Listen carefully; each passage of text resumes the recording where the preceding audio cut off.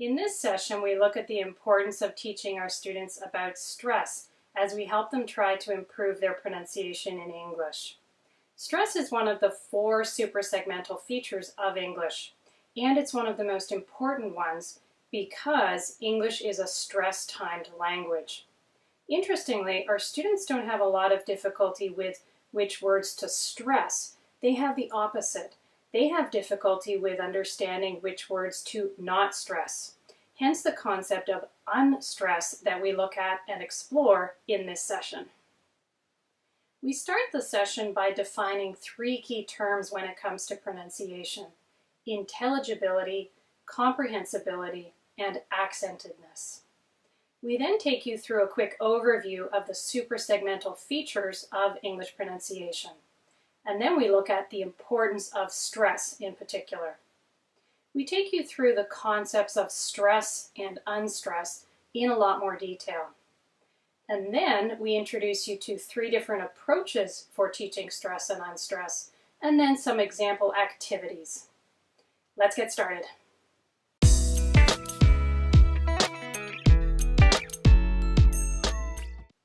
There are 3 concepts we need to understand when it comes to the goals we should have for teaching our students pronunciation. The first concept is intelligibility. Intelligibility is how much we actually understand what a student says. Researchers and teachers generally agree that intelligibility is the most logical goal for us to have when we're teaching our students pronunciation. The second concept is comprehensibility. Comprehensibility is how difficult a speaker's discourse or conversation is perceived to be. So comprehensibility is about perception, not actual intelligibility. The third concept is accentedness. Accentedness is the degree to which a speaker's accent or speaking differs from the norm. And the norm can be whatever a particular speaker group determines it to be. So that is the problem with accentedness. It can be very subjective. These 3 concepts do not exist in isolation. Interesting research is being done right now on the relationship between accentedness on the one hand and intelligibility and comprehensibility on the other. So researchers are looking at how accent influences intelligibility and comprehensibility. It's also important to note that intelligibility and comprehensibility vary with the same speaker depending upon who the listener is. If the listener is very familiar with a particular type of accent, then the intelligibility and comprehensibility will be higher, and the reverse is also true. If the listener is not familiar with a particular accent, then the intelligibility and comprehensibility will be lower.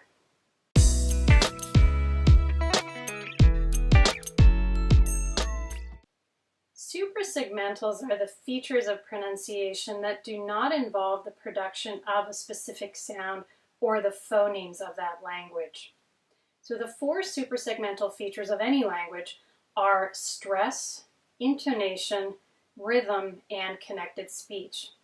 Stress can then further be divided into word stress and sentence stress.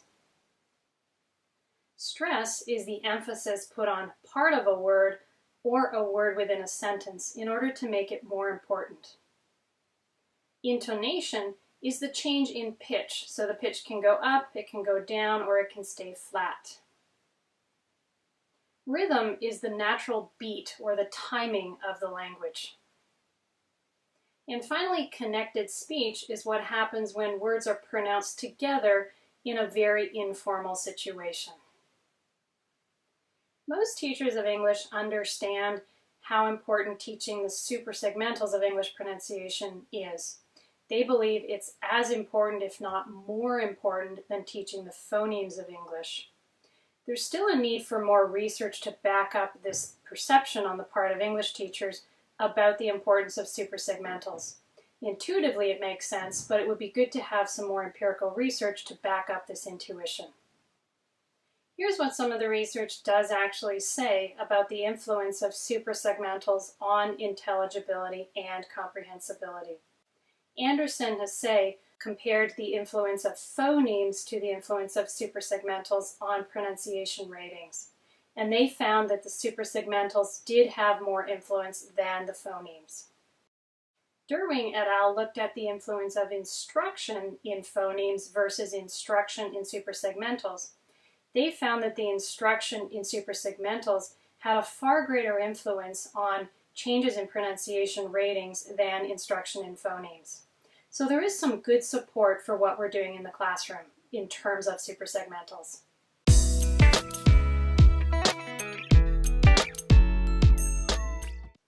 Once we've established the influence of the suprasegmentals on intelligibility and comprehensibility, we can then ask the question, which of the four suprasegmentals, stress, intonation, rhythm, or connected speech, should teachers focus on when they're teaching pronunciation? There's research from Field, Hahn, and Jenkin, all separate research projects, that do direct us to stress as the most important or one of the most important suprasegmental features when it comes to teaching pronunciation. Take a look at your handout for some details of this research.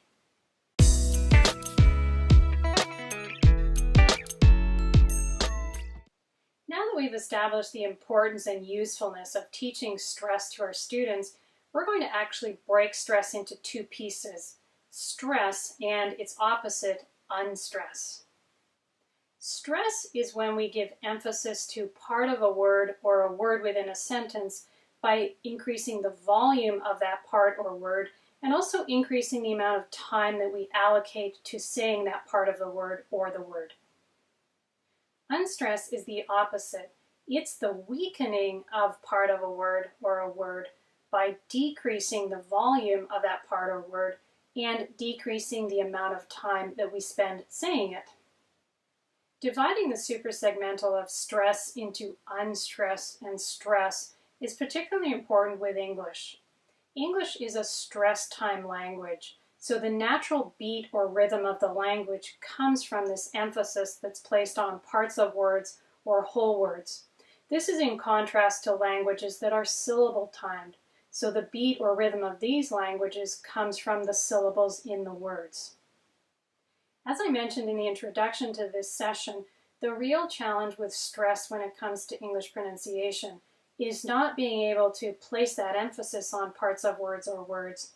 The real challenge is understanding what not to stress, so getting that unstress into your pronunciation. Let's first take a look at unstress at the word level. At the word level, we create unstress using the schwa.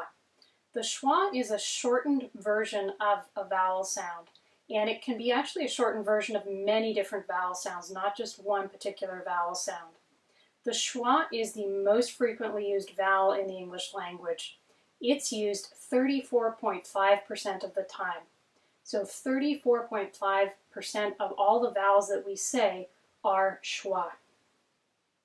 The schwa is therefore the most important element when it comes to producing stress timing in English production. To teach our students unstress at the word level, we first of all have to expose them to strong forms of a word and then weak forms of a word.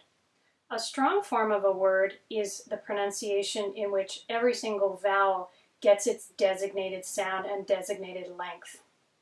The weak form of the word is when some of those vowel sounds get chopped into a schwa sound.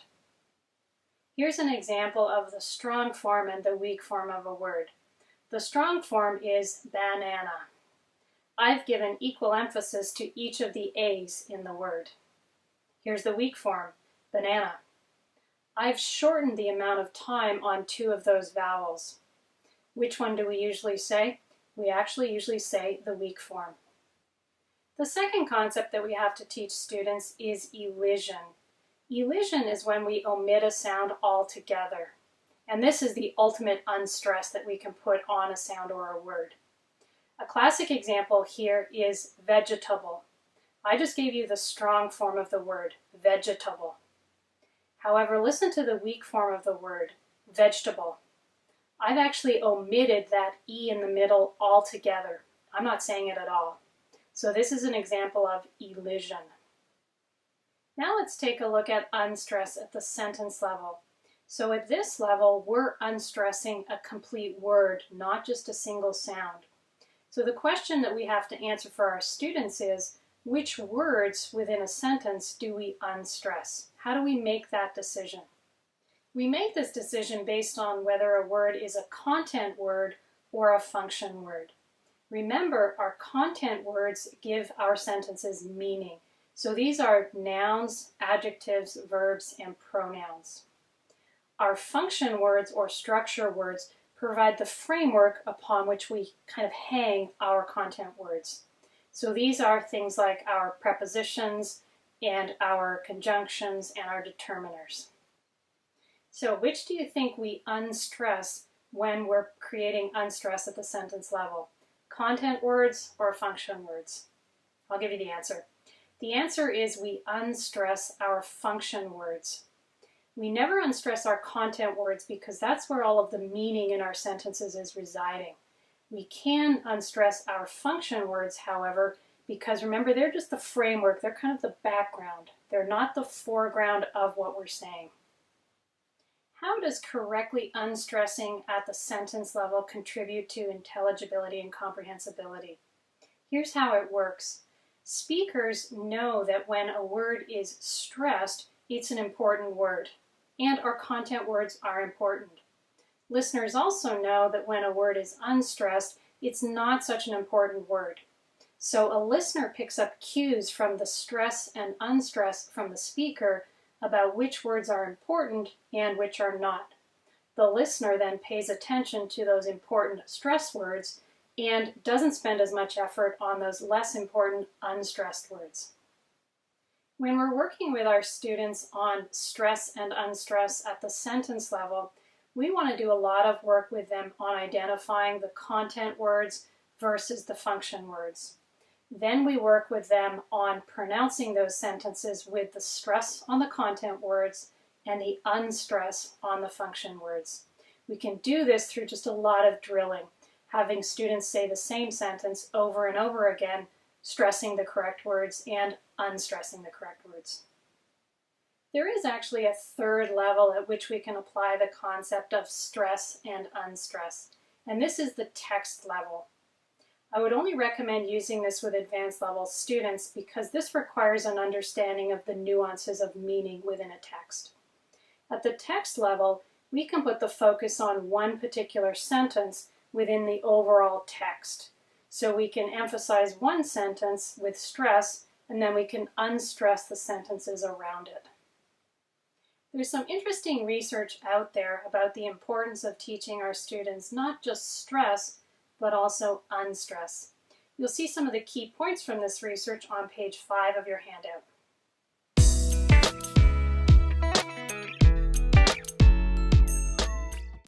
There are different approaches that we can use when we're teaching our students about stress and unstress. And actually, we can use these approaches when we're teaching any of the features of pronunciation. I'll briefly describe each of these approaches, but for more details, take a look at pages 5 and 6 of your handout. The first approach comes to us from Cowper. In this approach, we simply start by making students aware that there's a difference between how they say something in English and how native speakers say something in English. We then help them to notice the specifics of this difference, and we give them the meta language with which to describe the difference. We then work with students to understand the rules and the patterns that go with this particular feature of pronunciation. Finally, we give students a lot of opportunities to practice this feature of pronunciation, and we give them feedback. The next approach is the one that we use in our teacher training courses at Advanced Consulting for Education. We start by providing students with a description and an analysis of the pronunciation feature, or we get the students to discover this information for themselves. We then give students the opportunity to discriminate between the feature we're teaching and a closely related feature. So we do a lot of sound discrimination activities. Then we move students into a controlled practice phase, and finally we move them into a freer or activation stage. The final approach comes to us from Yates and Zielinski. This approach starts by having students simply listen to the pronunciation feature. We then work with them to build their awareness of the details of this feature, and we help them produce the feature accurately. This approach finishes by giving students lots of opportunity to practice producing the feature and also to extend their use of the feature. All of these approaches are effective because they all have the same components. They all build student awareness about the specific pronunciation feature, in this case stress and unstress. They then allow students a lot of opportunity to practice producing the feature and then introduce the feature to their general language usage.